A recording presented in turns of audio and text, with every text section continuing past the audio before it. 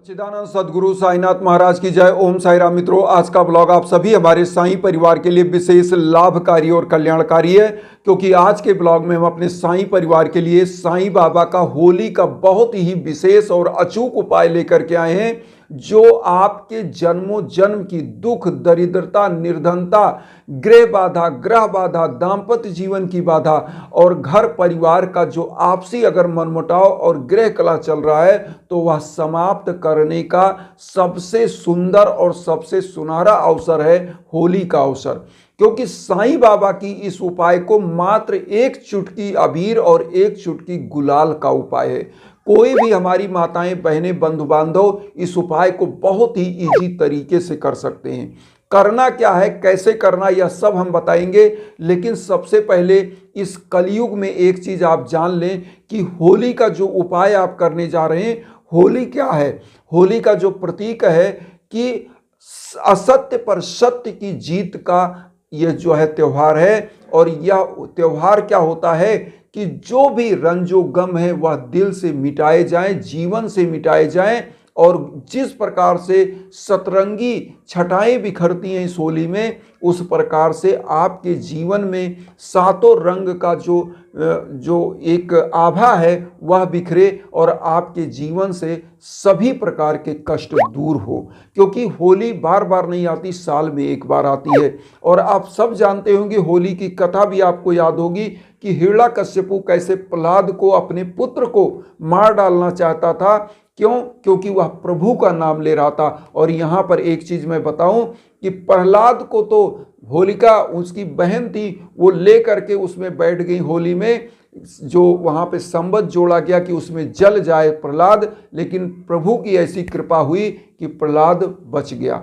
तो कहने का मतलब है कि यहाँ पर सबसे बड़ी चीज यहाँ पर क्या है कि जब भी आप ईश्वर के शरण में जाते हैं तो कोई भी दुनिया की ऐसी ताकत नहीं है कि आपके घर में कोई बाधा उत्पन्न कर सके। कोई ऐसी नकारात्मक शक्ति नहीं है जो आपको छू सके। तो इसलिए मैं कहना चाहता हूं कि आप हमेशा जब भी जीवन में कष्ट आए तो अपने इष्ट देव को याद करिए, साईं प्रभु को याद करिए, जो गुरु के रूप में है। और गुरु का मतलब होता है अंधकार से प्रकाश की ओर ले जाने वाला। मैं अपने हर ब्लॉग में क्यों साईं बाबा को ही समर्पित करता हूं, आप सब समझे। क्योंकि गुरु, साईं कौन है? गुरु है। और इस कलयुग के एकमात्र ऐसे गुरु साईं हैं जो आपकी समस्त इच्छाओं, आकांक्षाओं को साक्षात सुनते हैं। क्योंकि साईं बाबा ने अपने 11 वचन में खुद कहा है, मुझे सदा जीवित ही जानो, अनुभव करो, सत्य पहचानो। साईं बाबा ने कहा है कि मेरी अस्थियां भले समाधि में चली जाएंगी, कब्र में चली जाएंगी, लेकिन आप जब भी मुझे पुकारोगे, ऑल ओवर इंडिया में, ऑल ओवर वर्ल्ड में कहीं होगे, मतलब आकाश पाताल पृथ्वी लोग कहीं भी होगे, वहां मैं पहुंचूंगा। तो यहां पर समझिए कि प्रभु की माया क्या है। एक चीज मैं आपको बताऊं, बहुत सारे लोग कहते हैं कि गुरुदेव मैं शिरडी नहीं जा पा रहा हूं। मैं आप लोगों से एक चीज बता दूं, जल प्रसादम के लिए कहते हैं, विभूति मांगते हैं, ऊदी मांगते हैं बाबा की। लेकिन मैं आज आप लोगों को 2 मिनट समय लूंगा, वो भी जान लीजिए। अगर आपके घर में छोटी सी पोस्टर है, मूर्ति है, छोटी सी मूर्ति जिसकी पूजा आप करते हो अपने घरों में, अगर उस मूर्ति के सम्मुख आप 2 मिनट मौन रख करके अपनी अरदास कर सकते हो तो वह शिरडी जाने के बराबर है। अगर वहां पर एक आप छोटी सी कोई धूप बत्ती जलाते हो, उसकी राख ही आप अपने सर पर लगाइए चंदन की तरह, तो वह बाबा की ऊदी का काम करता है। मैं यह चीज बार बार सभी को बताया हूं।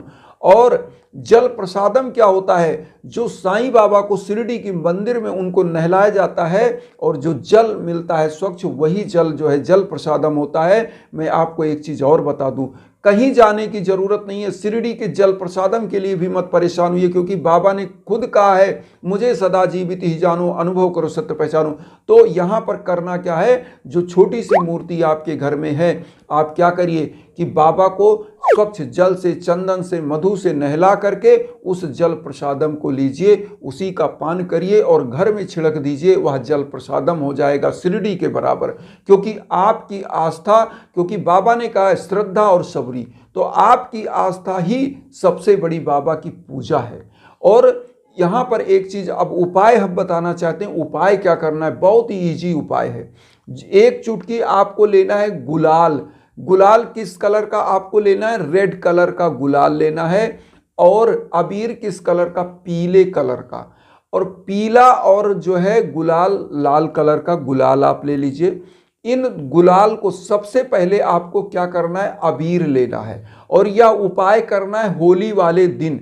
जैसे होलिका जब दहन होता है, तो एक चीज यहां ध्यान दीजिएगा, होलिका दहन का मैंने कल उपाय बताया था कि क्या क्या होलिका दहन में कर सकते हैं ब्लॉग में। आज के ब्लॉग में आप जानिए, होलिका दहन में अगर वहां की थोड़ी सी राख मिल जाती है, जब होलिका दहन होता है वहां की थोड़ी सी राख, वो आप ले लीजिए।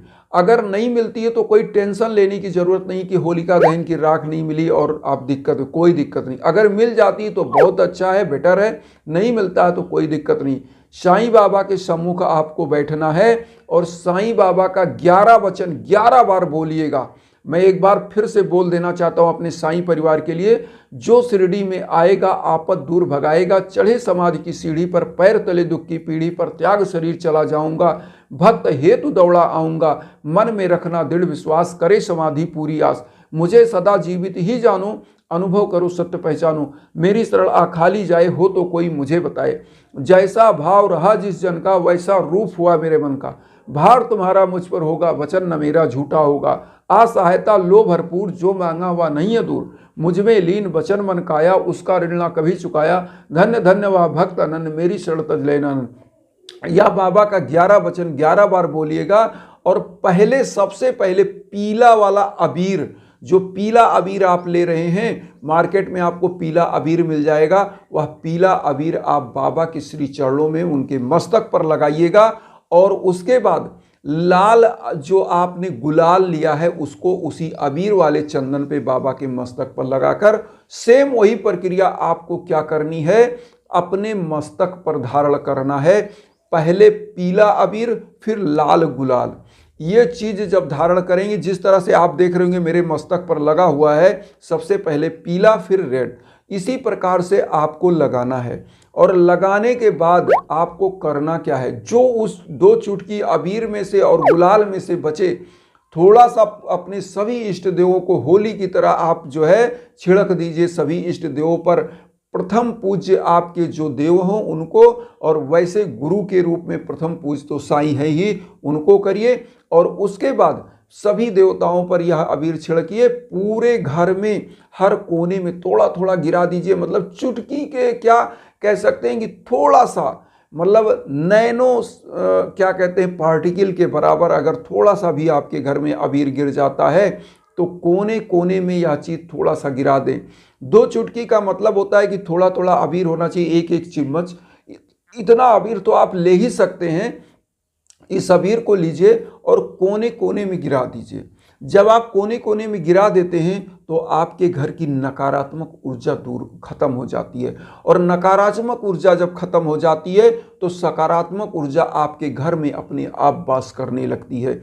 कैसे, ये भी जानिए। जैसे आप किसी रास्ते पर जा रहे हैं और उस रास्ते पर बहुत सारे कांटे हैं, नुकीले पत्थर हैं, लेकिन अगर उनको हटा दिया जाए तो आप दौड़ते हुए चल सकते हैं सुगमता के साथ और जल्दी से अपना रास्ता पूरा कर सकते हैं। इसी प्रकार से जब यह अबीर गुलाल अपने प्रभु को अर्पित करने के बाद घरों में छिड़कते हैं तो नकारात्मक ऊर्जा भस्म हो जाती है। और होता क्या है कि आपके घर में सतरंगी कलरफुल रंग आपके घर में बिखर जाते हैं और जीवन खुशियों से परिपूर्ण हो जाता है। और यह उपाय सबसे इजी है। इस उपाय को करने से नकारात्मक ऊर्जा दूर होती है। और आपके घर परिवार में मैं एक चीज़ और बताऊं कि जब प्रथम अबीर और गुलाल अपने प्रभु को आप अर्पित करते हैं तो होलिका में माँ वैभव लक्ष्मी खुद आपके घर आती हैं। ये उपाय ऐसा होता है। तो यह उपाय करिए। और होलिका वाले दिन आप एक काम करिए कि जो घर में मीठा पकवान बने उसमें से कुछ गरीबों को दान जरूर करें। कोई भी उपाय करें, मैं जो भी उपाय बताता हूं, एक चीज तो आप लोग कॉमन समझ ले कि उसमें गरीबों दीन दुखियों को कुछ ना कुछ दान जरूर करना चाहिए। क्योंकि हमारे हिंदू परंपरा में दशांश की दान की बात कही गई है। और यहाँ हम लोग एक अंश भी दान नहीं करते, दशांश की तो बात छोड़िए। तो हम नहीं चाहते कि आप दशांश करें, हम कहते हैं जो यथाशक्ति आप दान कर सकें वह करें।